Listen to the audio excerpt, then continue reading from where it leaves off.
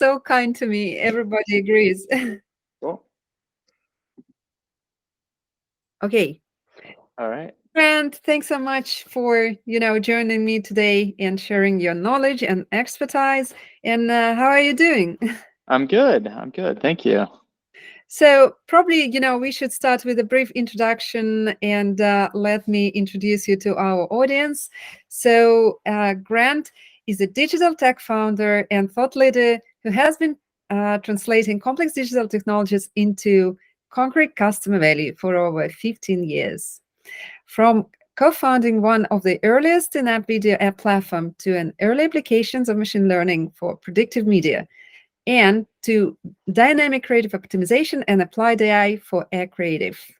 And as far as I understand today, Grant helps agencies, brands, and tech firms like Fused to integrate automation and AI into each step of the advertising value chain. So, Grant, once again, thanks for joining. And today I'd love to discuss like the value of creative to the overall campaign success, and maybe like about early application of AI into like marketing and creative automation. And my first question would be like, in your experience, how significantly does the creative aspect of an ad campaign influence its overall success? And maybe you can share any metrics or KPIs to highlight this impact. Sure. So, I mean, I guess I'm kind of biased in relation to this conversation just because I've worked with creative optimization and media for so many years. So, I think that obviously creative has an enormous impact on the performance of a campaign, whatever the KPI we're trying to achieve. So whether it's a branding campaign, whether it's like a traffic acquisition or other type of CPA campaign, it's just a well documented fact that the quality of the creative has a massive impact on performance. There's studies that have been published so many times by large kind of research groups, Nielsen and the like, that show that anywhere from 60 to 75% of a campaign's performance can actually come down to the quality of the creative. So it's kind of an undisputed reality of advertising. What's interesting is, because media teams are the ones who manage budgets and decide where budgets are allocated, a lot of the focus, around managing ad campaigns comes down to ad targeting, but ultimately, the quality of the creative can drive a lot more performance than any sort of targeting or media planning can. So yeah, I would say it's critical and probably the most important element to the success of a campaign. You actually touched a very interesting point that, all the budgets are owned by media teams. And Right. what I found over the last few months talking to both creative and media teams, that creative teams are so limited in their access, like to probably, I don't know, experimenting with new technologies or having some automation just simply because, they are not able to like buy new things. But anyway, so my next question, how do you balance the need for creative innovation with data-driven insights when you're iterating a campaign creatives, and how you keep the quality, and what is the role of technology in this process? Okay. Okay. It's a couple questions. So, I mean, I would say that you're right that traditionally, and this is just because of the nature of the way that kind of job functions are structured in the world of agencies, right? Creative is separate from media, and the creatives do their creative job, and then they pass the creative on to the media side of the house, who's going to go out and distribute it through different channels. So that's kind of a structural barrier for any sort of information exchange between the like media results that we're seeing. So, click-through rates or on-site action or whatever the KPI may be, and what the creative team might be focused on at that time. So if you think about like the briefing timeline, a client may brief a creative team 6 to 12 months before the media team is actually executing a campaign. So there's like a major breakdown in communication between those two sides of the house. So like the creative team is not necessarily incentivized on the performance of the campaign, and by the time the campaign is actually running, they've moved on. They're 3 campaigns ahead. So it's very difficult to have feedback between the two sides. That said, if you go in and actually start playing with, hey, how do we use media insights or the like the outcomes of a campaign to inform future creative decisions, or ideally creative decisions during a campaign, because creative can have such a massive impact on campaign performance, that is a major lever that advertisers are able to use to increase the performance of their campaigns. The breakdown, like the dichotomy between creative and media, is the most prominent in like large brands. So this is how large branding has been done for decades.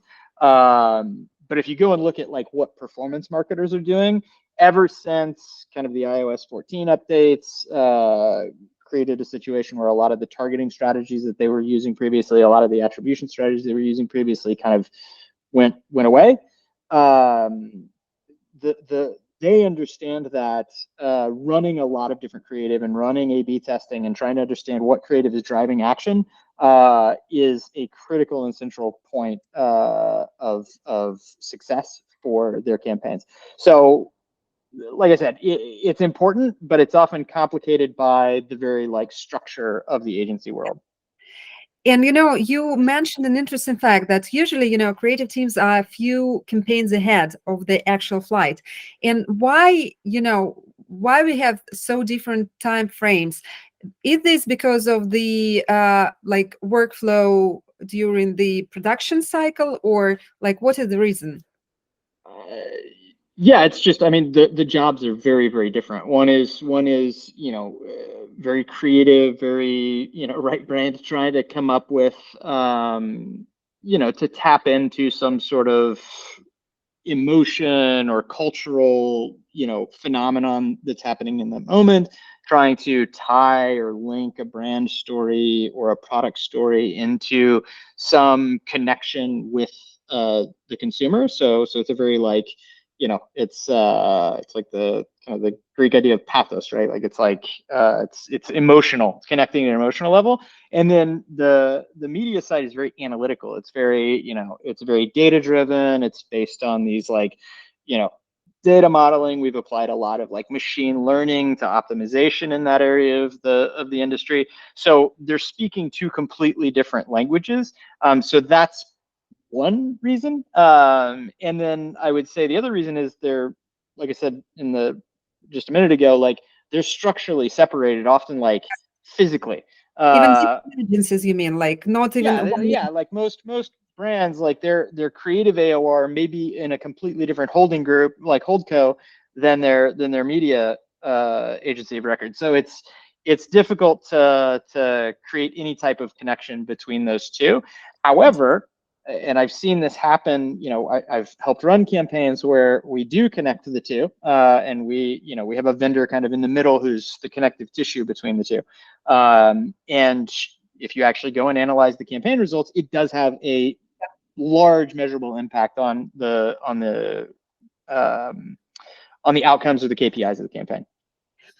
Okay, so that sounds so interesting. So on one hand, there are a lot of research and a lot of communication around and discussion around this particular thing, that creative should be data driven. And you mentioned this as well, that media teams are very analytical, so they try to kind of assess everything they gets when they run a campaign. And now my next question is, so does it mean that there are big challenges in actual implementation of this new strategies? Because I've recently read an interesting discussion started by Kepler Group. So they are speaking about bringing close and bringing together creative and media, because essentially they work for the same goal, right? And but in fact they don't. So my question is, so what are the challenges of okay, structural, we got it, and and maybe there are some technical issues as well, or because if structural, if how I understand the issue, if I'm a brand and I invest a lot of money into media buying, right? And of course, I'm interested in growing my returns. And okay, if it's only structural, I would do everything to bring them together, but maybe there are some other challenges which are more complex. Yeah. I mean, I think it's something that just like it doesn't register with the brands typically. I mean, there are brands who get it. There are creative teams who get it. There are media teams who get it. But it's just it's also it creates extra work. Like there are a number of points of friction in the way of doing or running campaigns that makes it difficult for media and creative to effectively communicate. And I wouldn't say it's for a lack of desire to do it. I think there are plenty of brand managers, marketers, agency people who understand this gap, but it remains a challenge just because it's one more thing on the long list of things to do, so it gets deprioritized. And I think that speaking specifically to Vuse, like I think that tools like what you guys have developed are which seek to like remove some of the friction in the communication is a valuable tool because it's something that allows kind of communication to happen without a lot of additional work or effort on either side of the house. Yeah, what we've learned, on our path to, okay, let's say to success, that like we need to invest a lot of time and efforts into probably educating our, customer, that like we are helping them to actually eliminate this friction, communication friction, and it takes time. So like we clearly understand that. But then let me ask you another question. So you're very famous for your, like you're, I would put it this way: you're ahead of the curve in like learning and implying like breaking disruptive technologies, and that's why I want to ask you about AI application in marketing these days, because from what I've heard, like there are a lot of buzz, of course, and I see that again, media teams, they probably adopt it faster and they analyze data and everything. But on the other hand, I've seen the chart about AI applications among like designers and design tools, and it's not even at the early adopter stage. It's just innovators, so they're very slow. So how do you see it, and how AI applied into like marketing, and whether it's a future, and are we in the future already, or it's like a decade far from now? It's the $1 million question, and I don't know if I'm that far ahead of the curve, but like I think that on the media side of the advertising industry, particularly in digital media, whether that's social or in the programmatic ecosystem, yes, we've been using and applying specifically machine learning models inside of our bidding algorithms for a decade. So yes, there's a lot of experience on that side of the business from product teams, from engineering teams in baking AI into the way of doing things. I would say that the vast majority of media buyers and people who are actually writing media plans, the AI tools they're so part of what's being done that like they don't register them as AI tools. I mean, you've had the algorithms inside of like Meta for a number of years. You've got it inside of the Google stack. You've got it inside a lot of different tools. People are kind of aware that there are algorithms in the background that are doing optimizations, that are learning, et cetera. But the fact that it is what we would call AI doesn't register for people.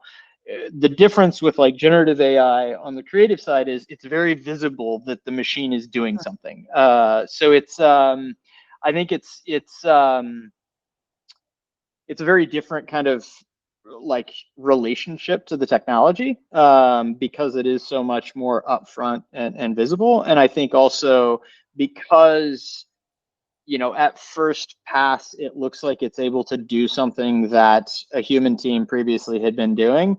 I think there's a little bit more like nervousness among the kind of creative professional class around how it's going to be used.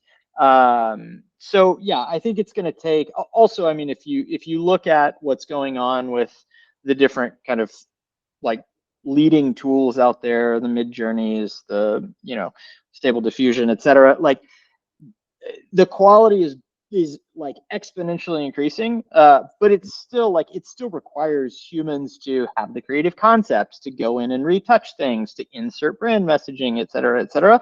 And then even at that structural level we talked about earlier, because we haven't even talked about like approvals yet, yes, there have been some large brands like Coca-Cola and others, and some performing artists who've used AI already, or generative AI as a tool for creative like executions. But it's not something that I think the vast majority of CMOs or senior business leaders are super comfortable with, just like handing over the keys to a machine. Yes.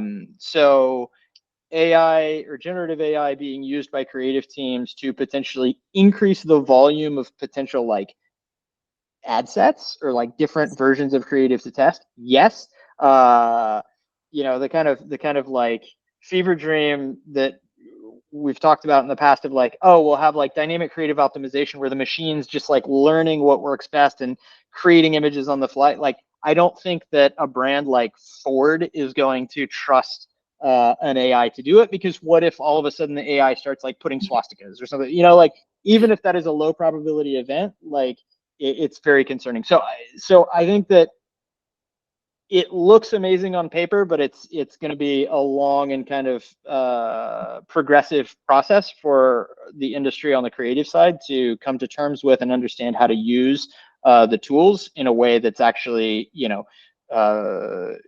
consistently value creating. Yeah, but anyway, that sounds so interesting. So as far as I understand, like we are at the very interesting point in time in this specific industry. I mean, like advertising, because first we are trying to change the overall perception on like how different stakeholders work together, and this is going to be like a fundamental move, and we can participate in that. And on the other hand, like this new technology, like really disruptive, and how we are going to use it in real life. So yeah, I believe it's a very interesting point in time where it's interesting to build new solutions for the industry. Grant, thank you so much. That was very insightful and interesting, and thanks for sharing your thoughts and your knowledge. And Of course. I wish you a great day. All right. Thank you. Yeah, thank you. Okay, I'm switching off recording. Yay! Cool.